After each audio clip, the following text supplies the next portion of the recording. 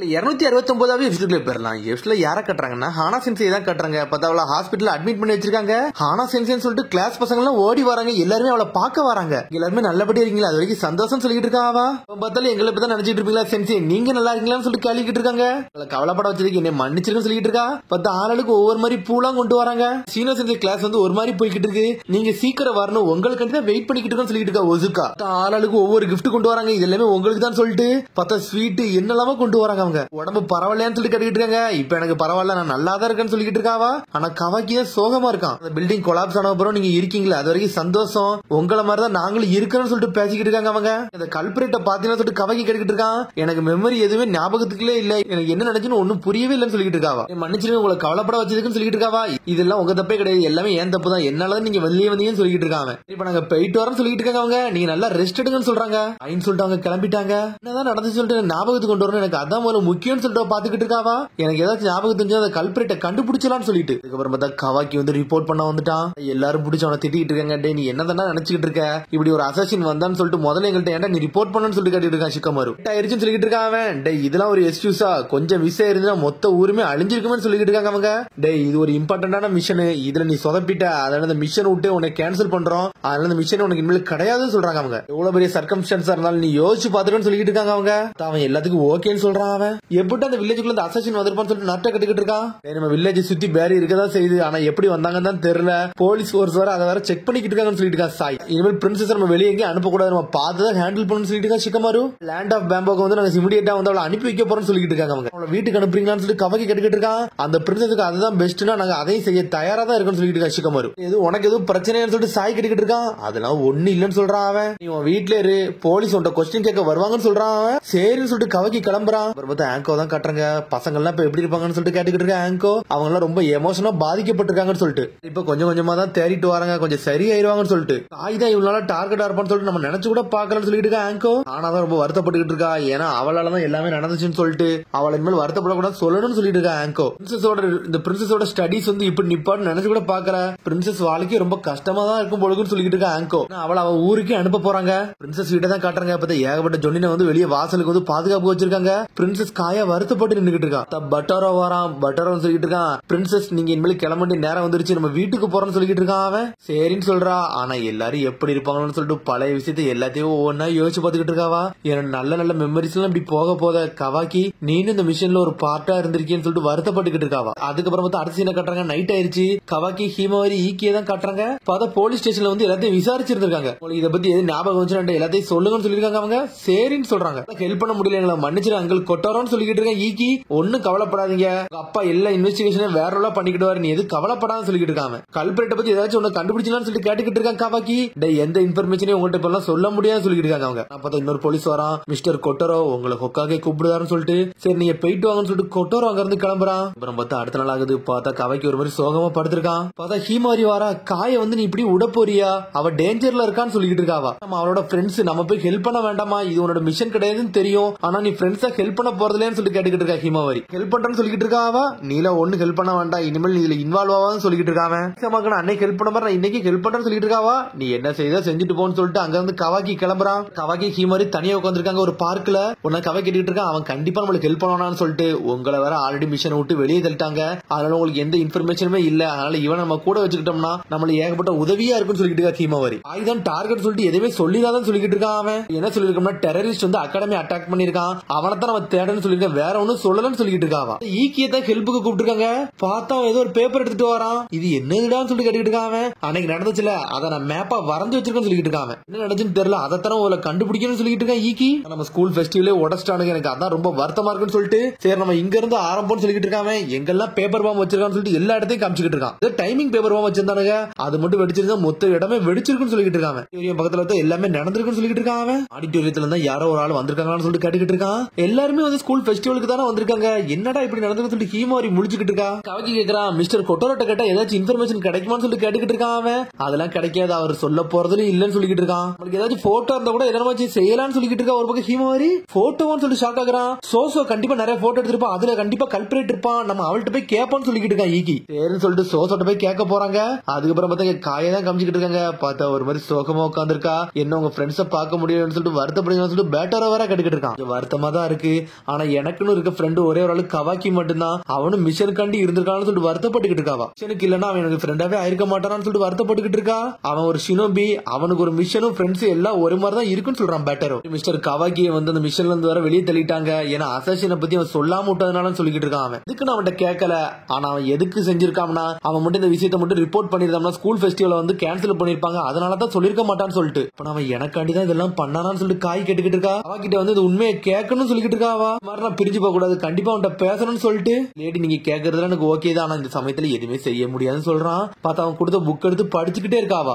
சோசோ கட்டுறாங்க, டே சரிடா போட்டோ கேக்குறீங்க, எதுக்குடா கேக்குறீங்கன்னு சொல்லிட்டு, எங்களுக்கு சில மெமரிஸ் இருக்கு, அதை நாங்க பாக்கணும்னு ஆசைப்படுவோம் சொல்லிட்டு ஹீமாவரி. சரி பாக்கணும்னு ஆசைப்படுறீங்க, ஓகே, நீங்க 3 பேரும் சேர்ந்து வந்திருக்கீங்களா, எனக்கு அதான் வித்தியாசமா இருக்குன்னு சொல்லிட்டு இருக்கா சோசோ. பார்த்தா என்ன இதுன்னு சொல்லாம வந்து கொடுக்க மாட்டேன்னு சொல்லிட்டு இருக்காவா.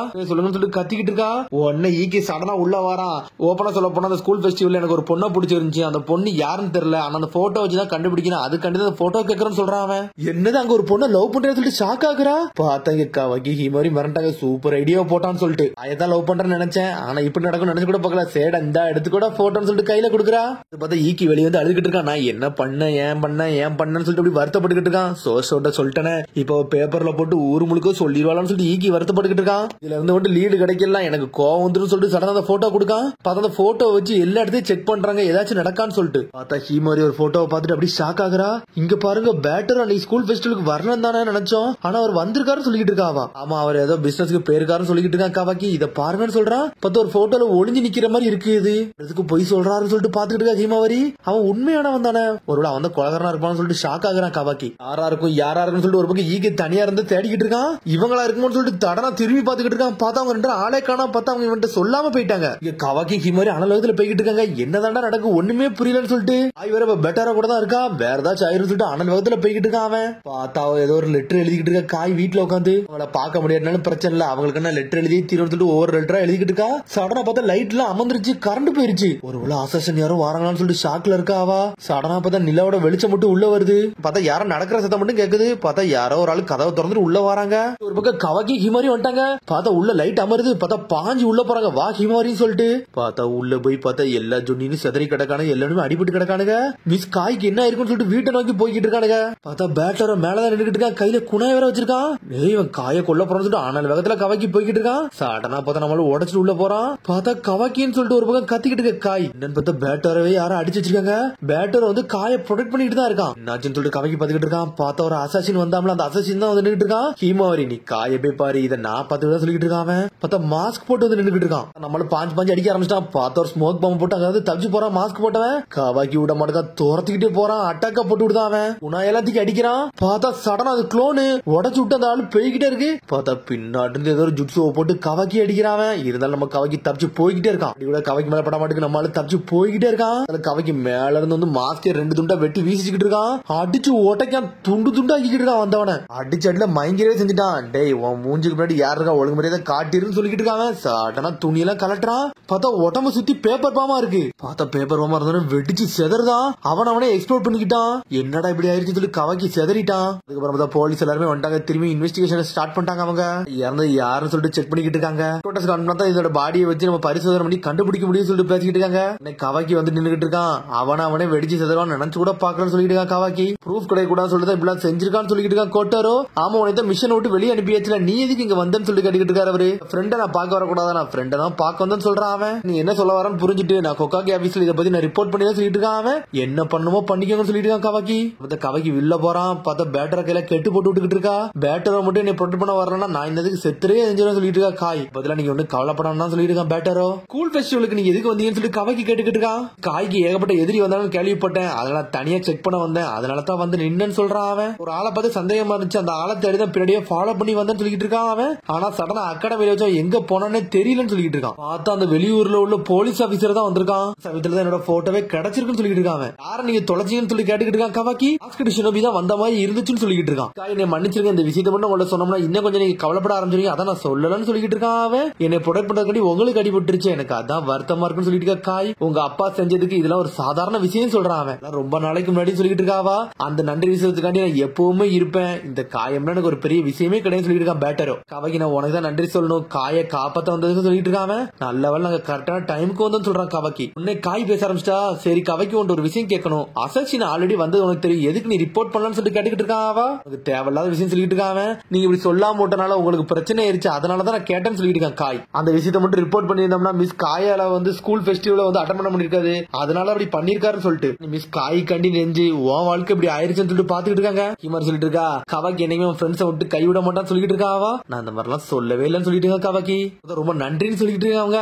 அடுத்த நாளா காட்டுறாங்க, பார்த்தா ஈக்கி கறிக்கிட்டு இருக்கா, என்ன எதுக்குடா நீங்க விட்டுட்டு போனீங்கன்னு சொல்லிட்டு. இல்ல வேற விஷயம் நடந்துச்சுன்னு சொல்லிட்டு இருக்காவா? என்ன நடந்துச்சோ ஒழுங்கு முறையை எல்லாத்தையும் சொல்லுன்னு சொல்லிட்டு இருக்கா ஈக்கி. அப்புறம் பார்த்தா எக்ஸ்போஸ் நியூஸ் பேப்பர் வந்துருச்சு. பார்த்தா ஈக்கியோட விஷயத்துக்கு இதுல போட்டாங்க. ஈக்கி நீ பிளே பாயும் கூட சொல்லிட்டு பேச ஆரம்பிச்சிட்டாங்க. லவ்ல வர உனக்கு இன்ட்ரெஸ்ட் இருக்கான்னு சொல்லிட்டு சொல்லாதடா சொல்லிட்டு கத்திக்கிட்டு இருக்கான் அவன். கேட்டு ஹீமாவரி சிரிக்க ஆரம்பிச்சிட்டா. உடனே அப்புறம் நாட்டோ கட்டுறாங்க, நீ உன்னோட மிஷன்ல ஃபெயில் ஆயிட்ட, ஆனா இருந்தாலும் நீ பிரின்சஸ ப்ரொடெக்ட் பண்ணிக்கிட்டு தான் இருந்த, இது கொஞ்சம் ஓகே தான் சொல்லிக்கிட்டு இருக்கான் அவன். ஆனா அதுக்கப்புறம் லேண்ட் ஆஃப் பேம்போல மிஸ் காயா மில் ப்ரொடெக்ட் பண்ண வேண்டாம்னு சொல்லிட்டாங்க, அவன் இறந்துட்டான்னு சொல்லலாம் சொல்லிட்டு. ஏன் வேண்டாம், அவன் வெறும் கொல்ல வந்தவனு சொல்லிட்டு கவாக்கி சொல்லிக்கிட்டு இருக்கான். இல்லடா இதுக்கு யார் மாஸ்டர் மைண்டா இருந்தாங்களோ அவங்களே புடிச்சிட்டாங்க, அரெஸ்ட் பண்ணிட்டாங்கடா, அதனால காய்க்கு இனிமேல் எந்த பிரச்சனையும் கிடையாதுன்னு சொல்லிட்டு இருக்காங்க அவங்க. அதனால பேட்டரை எல்லா இன்ஃபர்மேஷனும் கொடுத்துட்டாரு, அனிமல் ப்ரொடெக்ட் பண்ணலாம் வேண்டாம்னு சொல்லிட்டு இருக்கா சிக்கமரு. அந்த ஊர்ல உள்ள மினிஸ்டருக்கு தான் அந்த அசாசின் ஒர்க் பண்ணிட்டு இருந்தாலும் சொல்லிட்டு கவாக்கி கேட்டுக்கிட்டு இருக்கான். அதனால எல்லா பிரச்சனையும் முடிஞ்சிருச்சு, அதனால ஒன்னும் பிரச்சனை கிடையாது சொல்லிட்டு இருக்காங்க அவங்க. இனிமேல் இந்த பிரச்சனை நம்ம ஹேண்டில் பண்ண போறதுல, லேண்ட் ஆஃப் பேம்போ கையில விட்டாச்சு, இனிமேல் அவங்களே பாத்துக்கிடுவாங்க, இனிமேல் நம்ம இதுல இன்வால்வ் ஆக கூட சொல்லிட்டு இருக்கான் அவன். உடனே நட்டோ சொல்லிட்டு இருக்கான், உனக்கு இங்க நடக்க எல்லாமே புரிஞ்சான்னு சொல்லி நட்டோ சொல்லிட்டு இருக்கான். கவாக்கி அப்படி அங்க ஹொக்காகே ஆபீஸ் கிளம்புறான். சச்சின் இறந்துட்டான், மாஸ்டர் மைண்ட்ல உள்ளவனு அரெஸ்ட் பண்ணிட்டாங்களா, இது எனக்கு நம்புற மாதிரியே இல்லைன்னு சொல்லிட்டு பாத்துட்டு இருக்கான் கவாக்கி. பார்த்தா அதோட எபிசோட் இது. அதுக்கடுத்த எபிசோட் சந்திப்போம். மரம் சந்திரி ஷேர் பண்ணி கமெண்ட் பண்ணுங்க, பெல் பட்டன் கம்பாங்க. See you, bye.